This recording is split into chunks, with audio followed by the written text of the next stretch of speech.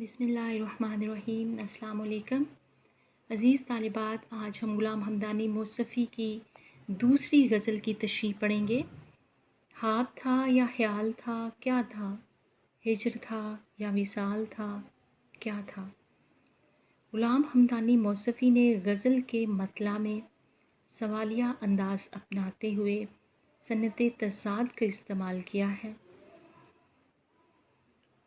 मौज़ूआती एतबार से ये शेर हैरत व इस्तजाब का अनोखा अंदाज़ लिए हुए है।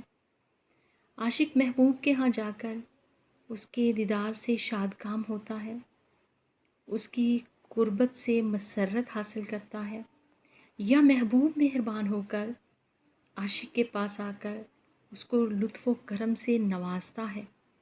दोनों सूरतों में शायर का कहना है कि कुर्बते महबूब और वस्ले यार से जो खुशी हासिल होती है, उसकी उम्र चंद लम्हों से ज़्यादा नहीं। तेरी कुर्बत के लम्हे फूल जैसे, मगर फूलों की उम्रें मुख्तसर हैं। नफ्सियाती एतबार से इंसान को वैसे भी खुशी के लम्हे बहुत मुख्तसर नज़र आते हैं। इसके बरक्स अगर उसकी ज़िंदगी में आलाम हैं, परेशानियां हैं, गम हैं, तो वो लम्हे भी उसको महीनों और सालों के बराबर नज़र आते हैं। महीने वसल के घड़ियों की सूरत उड़े जाते हैं और घड़ियां जुदाई की गुज़रती हैं महीनों में। उर्दू शायरी का महबूब वैसे ही इतना बेनियाज़ होता है कि वो आशिक पे लुत्फ़ करम करता ही नहीं, उसको शर्फ़ मुलाकात बख्शता ही नहीं, और आशिक बेचारा मुसलसल हिज्र व फ़िराक़ के दर्द को बर्दाश्त करता है। हाँ, अगर कभी खुशकिस्मती से महबूब मेहरबान हो जाए और आशिक पर मेहरबानी कर दे, उसको शर्फ़ मुलाकात बख्श दे, तो उसका क़याम इतना मुख्तसर होता है कि मौसफ़ी का कहना है कि उसके ऊपर भी उस वसल पे, उस कुर्बत पे हिज्र व फ़िराक़ का गुमान होने लगता है। वस्ल महबूब वक्ती और लम्हाती तौर पर तो पुरकैफ़ अंगेज़ होता है, लेकिन ये एक तवील और जानलेवा दर्द फ़िराक़ और गमे फ़ुरक़त की तमहीद बन जाता है। ग़ुलाम हमदानी मौसफ़ी भी महबूब से मुलाकात की उन साअतों की तरफ इशारा करते हैं। वो कहते हैं कि ये इतना मुख्तसर लम्हा था मुलाकात का कि यूँ लगा कि जैसे ये मुलाकात न थी, बल्कि क्या था, एक हिज्र की कैफ़ियत थी। लफ्ज़ ख्वाब था या ख़्याल था, ये भी इस चीज़ को ज़ाहिर करता है कि जो विसाल था वो बहुत मुख्तसर था। जैसे ख्वाब या ख़्याल एक लम्हे को आता है और अगले ही लम्हे हम किसी और सोच में पड़ जाते हैं। ख्वाब भी इतना तवील नहीं होता कि वो कई दिनों पर या कई रातों पर मुहित हो, वो चंद मिनटों या घंटों पर तो मुहित हो सकता है, लेकिन कई दिनों पर मुहित नहीं हो सकता। इसी तरह खूबसूरत अल्फाज का इस्तेमाल किया शायर ने और कहा कि जो महबूब का वसल है, जो वसल यार है, जो कुर्बत महबूब है, वो इतना मुख्तसर लम्हे थे कि उसको यूँ लगता है कि इस वसल के बाद वो हिज्र व फ़िराक़ की तवील अज़ियतों से गुज़रेगा और उसको महबूब की जुदाई का गम फिर से झेलना पड़ेगा। उसको यूँ लगता है कि जैसे उसने कोई ख्वाब देखा है, हकीकत में उसको महबूब से मुलाकात का वो लुत्फ़ हासिल नहीं हो सका। यानी महबूब का क़याम एक पल के लिए उसे महसूस होता है। उसे यूँ लगता है जैसे हवा के झोंके की तरह महबूब आया और चला गया, ज़्यादा देर जो है उसके पास नहीं ठहरा। ऐसा ही ग़ुलाम हमदानी मौसफ़ी का एक और शेर है जो वस्ल की कैफ़ियत को नहायत सादगी और पुरकारी के साथ कुछ इस तरह बयान करता है। वस्ल में मौसफ़ी फ़िराक़ से भी कुछ मुसीबत ज़्यादा होती है। बसा औक़ात यूँ भी होता है कि आशिक या शायर जब अपने महबूब से मिलता है तो वो चंद लम्हे खुशी के तो उसको मिलते हैं, और उसके बाद तवील तरीन जो हिज्र है, जो जुदाई है, वो उसके ऊपर मायूसी की कैफ़ियत तारी कर देती है, उसकी रूह को उदास कर देती है। चंद कलियाँ निशात की चुनकर मुद्दतों महवे यास रहता हूँ, तुझसे मिलना खुशी की बात सही, तुझसे मिलकर उदास रहता हूँ। बिजली चमकी थी पर न समझे हम, हुस्न था या जमाल था, क्या था। मौसफ़ी ग़ुलाम हमदानी ने इस शेर में भी हैरत व इस्तजाब का अंदाज़ अपनाते हुए सवालिया अंदाज़ अख्तियार किया है और बिजली के चमकने को महबूब के हुस्न व जमाल से तशबीह दी है। यहाँ जिस बिजली की बात हो रही है वो आसमानी बिजली है, जिसके बारे में मोमिन हाँ मोमिन ने कहा कि महबूब की मुस्कुराहट को वो मज़ाह में बरक़े तबस्सुम कहा करते थे, और वो बरक़े तबस्सुम कैसे बर्क़ बन के उनके ऊपर गिरती है। लिखते हैं बेरोए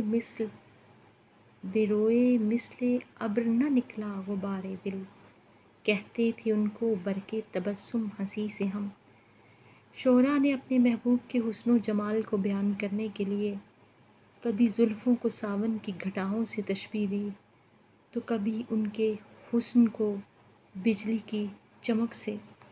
यही मुनफरिद उसलूब मौसफ़ी ने भी इस शेर में अपनाया है। वो कहते हैं कि हमारी निगाहों के सामने बिजली चमकी थी, मगर हम जान न सके कि ये असल में बिजली थी, क्योंकि ये बिजली असल में है क्या थी। इसकी चमक ने हमारी आंखों को बुरी तरह चुंधिया दिया था। हम सिर्फ यही महसूस कर सके कि बिजली चमकी है, लेकिन हमें दिखाई कुछ नहीं दिया। बड़ी देर बाद जब होशो हवास में आए और उस खेरगी की कैफियत से बाहर निकले, तो हमें एहसास हुआ कि जिस बिजली की चमक ने हमारी आंखों को खीरा किया, चुंधिया दिया था, वो बिजली न थी। असल में वो हमारे महबूब का हुस्न जमाल था, बल्कि महबूब के हुस्न जमाल की एक अदना सी झलक थी जिसने हमारी निगाहों को खीरा कर दिया। सावन तेरी जुल्फ़ों से घटा मांग के लाया, बिजली ने चुराई है तड़प तेरी नज़र से। शब जो दिल दो दो हाथ उछलता था, वजद था या वो हाल था, क्या था। यहाँ वजद और हाल के बारे में बता दूँ कि वजद कहते हैं बेखुदी की कैफियत, हाल बेखुदी की कैफियत में झूमना। मौसफ़ी ग़ुलाम हमदानी इस शेर में अपने दिल की बेकरारी का मज़मून बयान करते हैं और कहते हैं कि महफ़िल समा में या मौसीकी की महफ़िलों में या कवालियों की महफ़िलों में, जहाँ पे आशिकाना या मार्फत के मज़ामीन पर मबनी अशार सुनाए जाते हैं गा कर या वैसे, तो कहते हैं लोग उनको सुन कर मदहोश हो जाते हैं, उनके ऊपर हाल तारी हो जाता है और वो उठकर उछलने कूदने झूमने या धमाल डालने लग जाते हैं। बाज़ तो उनमें ऐसे होते हैं जो ज़मीन पर गिरकर माहिए बेआब की तरह तड़पने लगते हैं। उनकी देखा देखी कुछ और मसनूई लोग भी जो हैं वजद और हाल की कैफियत तारी करने लगते हैं। तो कहते हैं कि ऐसी महाफिल में असल और नकल का पता चलता है। बुजुर्गाने दीन ने भी ये तरीका अख्तियार किए रखा कि हाल खेलने वालों को वो किसी दरख्त के साथ उल्टा लटका देते, सर नीचे पाँव ऊपर। जिसका हाल या वजद हकीकी होता, वो उल्टा लटकाए जाने के बावजूद भी बेखबर रहता, झूमता रहता, और जिसका मसनूई होता उसको फ़ौरन ही आटे दाल का भाव मालूम हो जाता। ग़ुलाम हमदानी मौसफ़ी भी महफ़िल की इसी कैफियत की तरफ इशारा करते हुए कहते हैं कि रात जो तुम्हारा दिल दो दो हाथ उछल रहा था, बेताबी और बेकरारी का इजहार कर रहा था, खुद से मुखातिब है और कहते हैं कि मियाँ वो तुम्हारा क्या रंग था। क्या तुम कोई राग सुनकर तुम्हारे ऊपर हाल तारी हो गया था, या आशिकाना और मार्फत के अशार सुनकर तुम्हारे ऊपर वजद की कैफियत तारी हो गई थी। वो कहते हैं नहीं, ऐसा कुछ नहीं था, बल्कि तुम्हारा इश्क तो इश्क हकीकी है ही नहीं, तुम्हारा इश्क तो इश्क मजाजी है। हकीकत ये थी कि इश्क मजाजी की दुनिया में तुम पहुंच गए थे। महबूब की याद को और उस याद से तुम्हारे दिल में जो बेकरारी थी उसको ख़त्म करने के लिए, उसको छुपाने के लिए तुमने अपने ऊपर वजद की कैफियत तारी कर ली और तुम हाल खेलते हुए झूमने लगे। जिसको हम रोज़ हिज्र समझे थे, माह था या वो साल था, क्या था। اس شعر میں غلام حمدانی موصفی نے درد فراق اور غم ہجر کی طوالت کو بیان کیا ہے۔ یہ بات ہم پہلے بھی کر چکے ہیں کہ دوری اور مہجوری کے لمحات بہت طویل ہوتے ہیں اور بہت کٹھن ہوتے ہیں۔ اس کے برعکس وصل کے یا شادکامی کے یا مسرت کے لمحے بہت مختصر محسوس ہوتے ہیں۔ یہ انسانی نفسیات ہے کہ مشکل وقت اس پہ بہت گراں گزرتا ہے اور خوشی کے لمحے گزرتے اس کو محسوس ہی نہیں ہوتا۔ جیسے اقبال کہتے ہیں، مہینے وصل کے گھڑیوں کی صورت اڑے جاتے ہیں اور گھڑیاں جدائی کی گزرتی ہیں مہینوں میں۔ موصفی بھی اسی کیفیت کی عکاسی کرتے ہوئے کہتے ہیں کہ ہجر و فراق کا ایک دن 24 گھنٹے کا دن نہیں ہے، یا ایک مہینہ 30 دنوں کا مہینہ نہیں ہے، بلکہ وہ کہتا ہے کہ مجھے یوں لگتا ہے کہ ایک دن 365 دنوں پر مشتمل ہے، یعنی ایک سال کے برابر ہے۔ اس قدر بھاری، طویل اور صبر آزما ہوتے ہیں کہ لمحے۔ انتظار کو بھی اسی طرح آدھی موت کہا گیا ہے۔ انتظار کے لمحے بہت تکلیف دہ ہوتے ہیں۔ غم کو نصف بڑھاپا کہا گیا ہے۔ غم فراق ہو یا درد ہجر ہو، ہر حال میں عاشق کا یہی کہنا ہے کہ ہجر کا ایک دن کے برابر نہیں بلکہ ایک سال کے برابر ہے، اور ایک سال صدیوں کے برابر ہے۔